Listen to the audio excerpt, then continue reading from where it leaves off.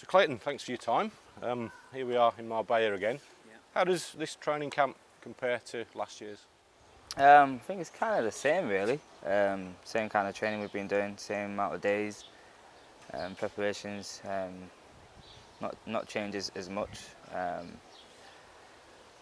think we didn't really want to. We had a good start last year after coming away from Marbella, so I think the managers think it was kind of keep it the same, but it's same preparations as last year. I feel anyway, so that's good for me anyway, because I know what's expecting, what's to come as well. So, but no, it's always good to get away, especially for the new players that have signed as well.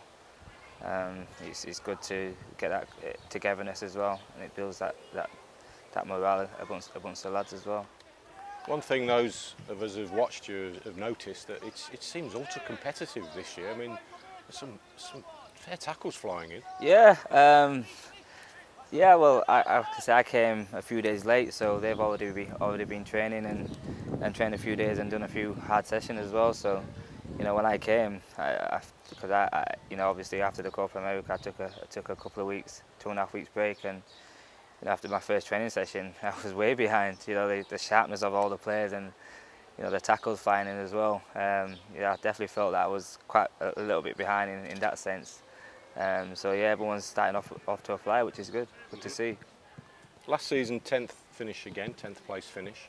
Can you improve on that? What are the ambitions for the coming campaign? I think definitely trying to improve on that. I felt we fell away towards the second half of the season. Well, after January time, I thought we fell away a little bit and didn't quite get us the results that we felt we could have got. What do you think that was? I'm not too sure.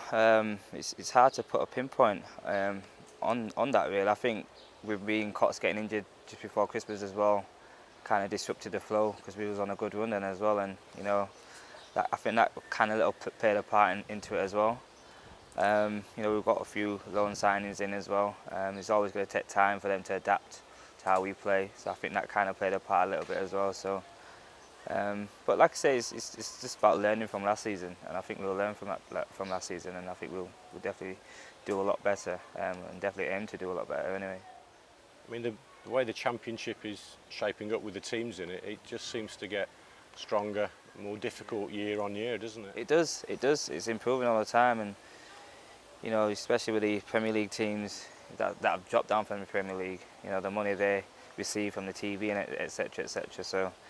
We're getting clubs that are even bigger now dropping down, and they'll be very competitive, and they're going to have the resources, and so it's going to be more difficult to compete. But like I say, hard work and a good pre-season under the belt, I think it'll send us a long way.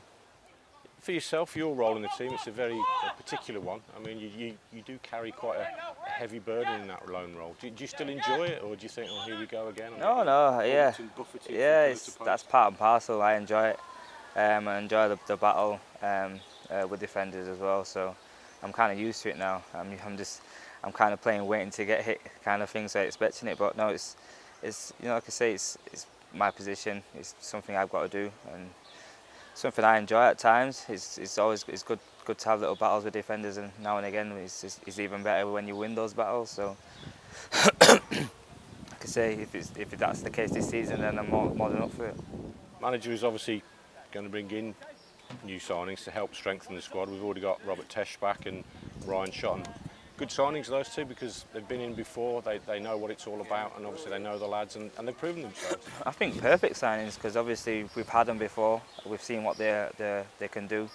We've watched them in games and in training, so we know all about what they can bring to the team. It's totally different than actually signing players that you've looked at maybe 4 or 5 times. You might have missed 1 or 2 things, but having signed players that have been in already, I'd say that's a perfect signing for us, because we know what they're all about. Mm-hmm. And talking about signings, Diego Fabrini came in midway through last season. Yeah. Do you think it would be better for him having this pre-season under his belt, and now he's more assimilated, and John Terrell has obviously left us? Yeah, totally. I think obviously he was at Middlesbrough before, playing their way, then he's had to come and play our way and adapt to that as well. So I think it's good for him to actually start a good pre-season with us, and hit the ground running, and everyone's going to start on a level peg, and I think that'll do him a whole lot of good. You mentioned your summer had been a little bit different to most people's, the Copa America.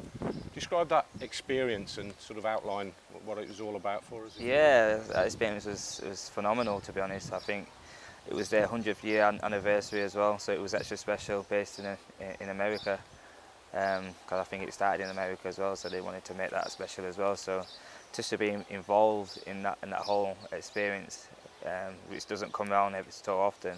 Like for me, it was an eye opener, and obviously playing against quality players that are playing against big players that have played with big teams and playing with big teams at the moment, and it gives you that that extra drive to you want some more of that, and I've come back a lot hungrier, believing that I'm not too far from the level that I'm striving for. So I'm definitely come back hungry and want a piece of that again. So yeah, I think that's the positive things I've took out of it. It's opened my eyes to what I can achieve if I work that little bit harder, and so yes, that's a good thing. I know the results obviously didn't go according to plan for Jamaica, but what did you get from it? How did you have to adapt your game, or were you playing a similar role that you do for Birmingham? Yeah, I was playing kind of a similar role with just another 10 just a bit closer to me, bit just behind me. So it was easy to slot into the Jamaican national team, because it's kind of a similar role we played. As a whole, I don't think the results kind of reflected how we performed. The first game, we had a man sent off after 20 minutes, so we had to play, and we still was still in the game. So I felt disappointed in that sense, where if we didn't get a man sent off, we probably would have maybe got a result in that game, and that would have stood us in good stead for the next game. And in the Mexico game, had a few chances, should have had 2 penalties. Definitely played well. So like I said, the results didn't really reflect how we played. I think we went away in that tournament feeling positive, considering that we didn't manage to win or score a goal. So, but like I say, it's good for me to get that experience under my belt, and hopefully I can bring that experience into Birmingham. I was going to say, you seem almost reinvigorated by that experience playing at such a higher level. Oh yeah, like I say, it was eye-opening. It's watching other players that are playing in the opposition, that are playing in the top leagues. There's not much difference in it at all. And like I say, look at your Leicesters and your Wales, and doing so well against so-called bigger teams, and your Iceland. I think it's just that getting that extra a few percent under your belt, it can definitely improve you. So yeah, I'm definitely hungrier now, and yeah, I think it's definitely opened my eyes a little bit more, which is good.